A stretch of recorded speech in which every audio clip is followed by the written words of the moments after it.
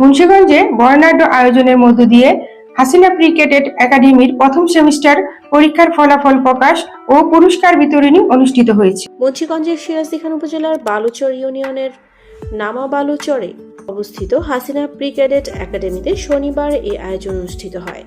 শিক্ষক শিক্ষিকা শিক্ষার্থী ও অভিভাবকদের স্বতঃস্ফূর্ত অংশগ্রহণে প্রাণবন্ত হয়ে ওঠে পুরো অনুষ্ঠান স্থল।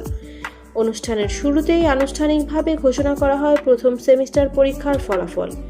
পরে কৃতী শিক্ষার্থীদের হাতে পুরস্কার তুলে দেন প্রধান শিক্ষক ও পরিচালক তানিয়া আক্তার।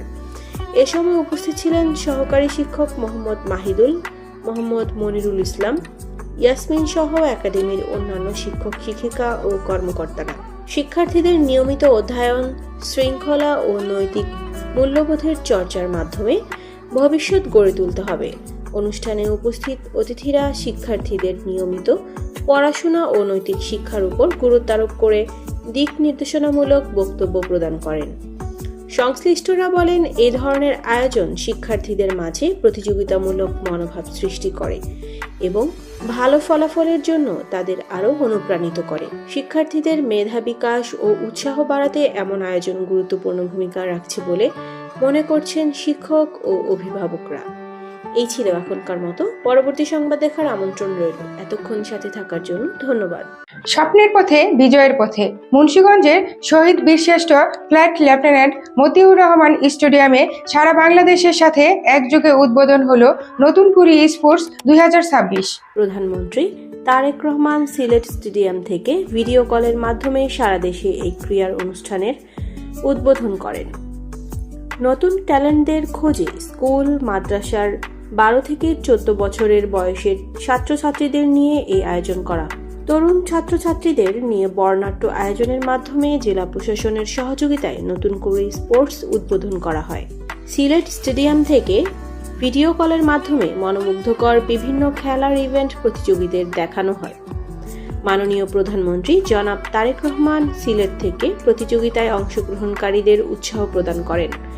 সেই আলোকে মুন্সিগঞ্জে এই উদ্বোধন অনুষ্ঠানে উপস্থিত ছিলেন মুন্সিগঞ্জ 3-এর সংসদ সদস্য কামরুজ্জামান রতন, জেলা পরিষদ প্রশাসক এরাদত মানু, পুলিশ সুপার মেনহাজুল আলম, জেলা বিএনপির সদস্য সুলতান আহমেদ ও জেলা ক্রীড়া সংস্থার সাধারণ সম্পাদক বশির আহমেদ সহ অন্যান্য নেতৃবৃন্দ।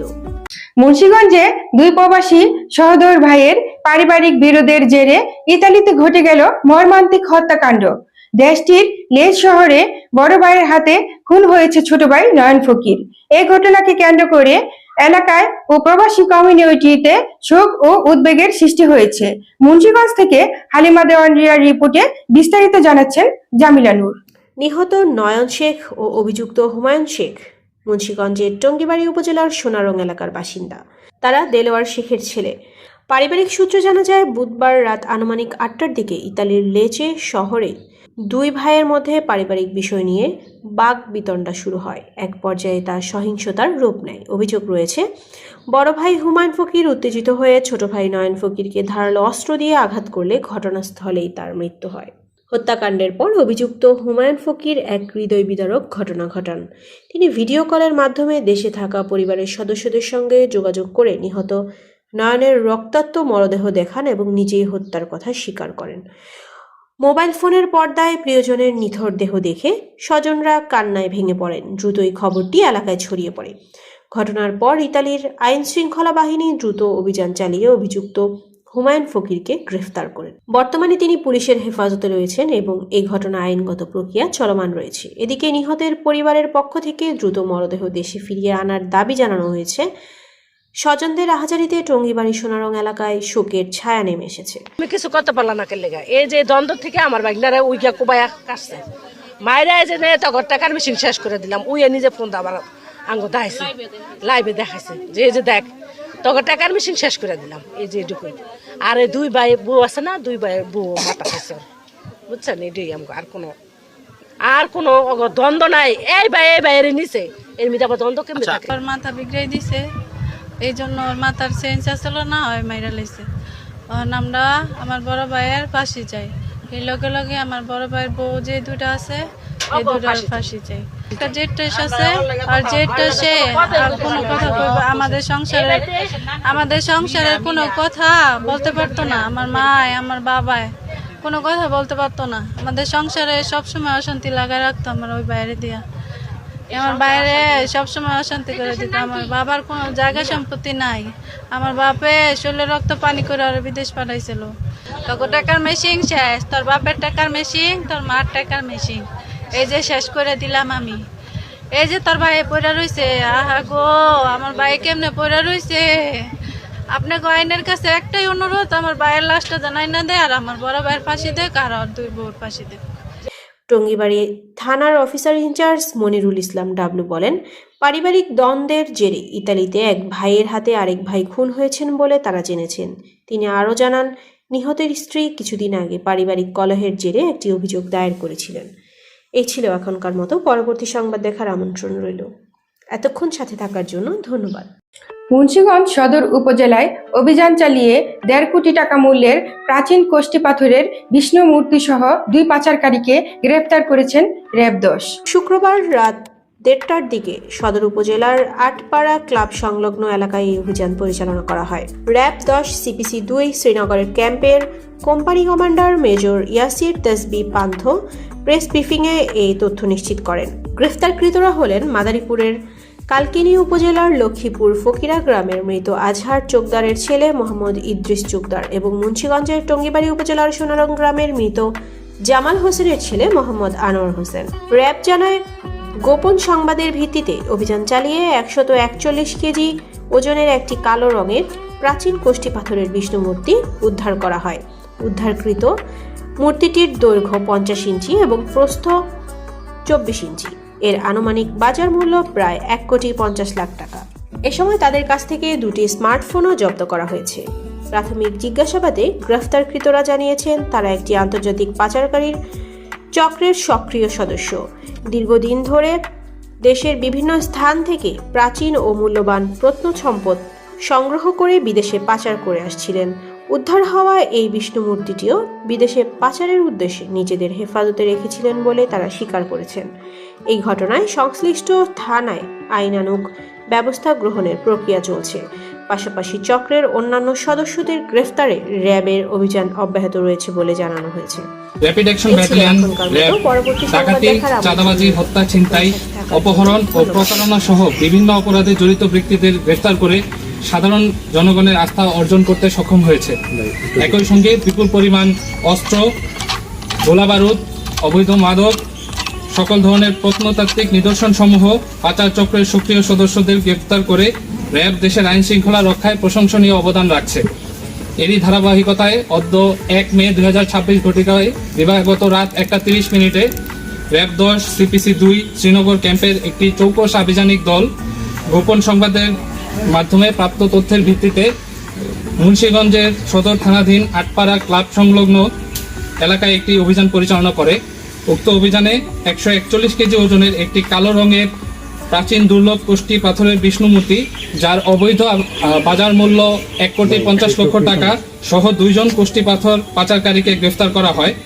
উদ্ধারকৃত কোষ্ঠী পাথরের বিষ্ণু মূর্তিটির দৈর্ঘ্য আনুমানিক 50 ইঞ্চি এবং প্রস্থ 24 ইঞ্চি।